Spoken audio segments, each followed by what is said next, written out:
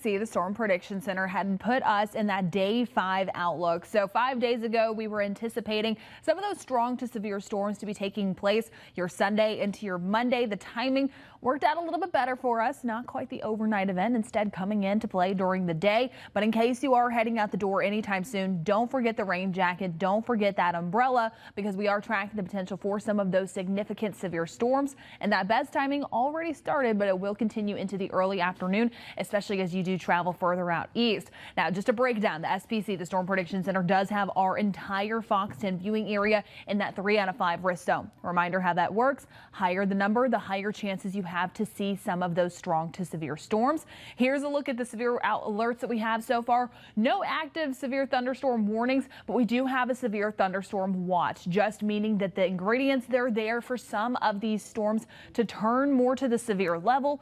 Just looking at the potential for some gusty straight line winds, some hail, plus also we can't rule out any of the tornado threats for today. We do have team coverage here this morning. Myself and meteorologist Matt Barentine keeping a close eye on some of those storms as they do move through the area, because things not quite ramping up just yet, but we're going to start to see a lot of that moving in here soon. So our Mississippi counties, Washington, Clark County, they're seeing the bulk of these showers and these thunderstorms right now. Just taking a look further inland, so Clark County just engulfed in some of this. Thomasville down towards Jackson seeing some of that heavy rain, more of that thunder and lightning. It is loud with some of these storms.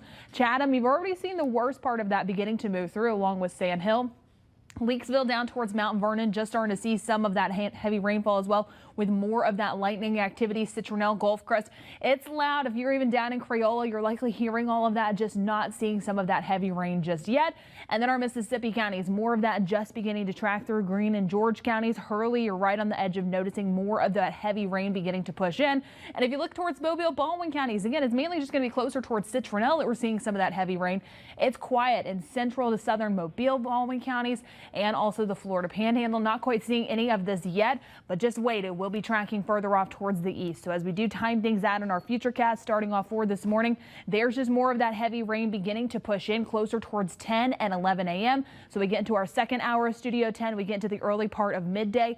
That's where we're going to start to introduce some of those showers and thunderstorms pushing right over the Fox 10 News studios, pushing into southern Baldwin County. But look at this. Once we get closer towards lunchtime, our inland counties, they turn dry, and then we're going to start to see more of this beginning to push out. Quick moving once we get into the early part of the afternoon. Mobile County, Baldwin County looking better. And so any of those late afternoon plans, they're looking just fine. Some spotty sprinkles still possible on the back end of this, but it'll mainly just be something that we continue to monitor throughout the morning. Just a reminder, you can always download the Fox 10 weather app. That way you're staying updated with the forecast. I'll be